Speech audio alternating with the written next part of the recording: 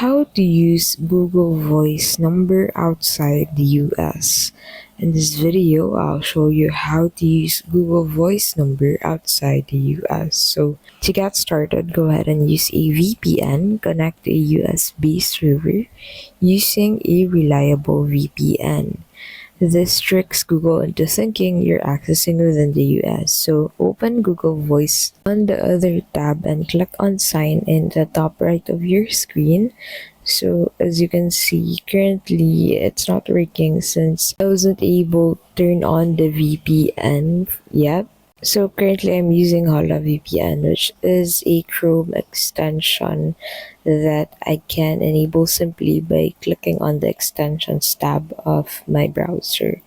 So once it's connected, you can actually sign into your account, but make sure that your account was also registered using a US phone number. So if your account wasn't registered using a US phone number, you still can't use Google Voice. So as you can see clearly that the VPN is currently on my device, and once I sign in into Google Voice, I won't be able to go through since my account was not created with a US number.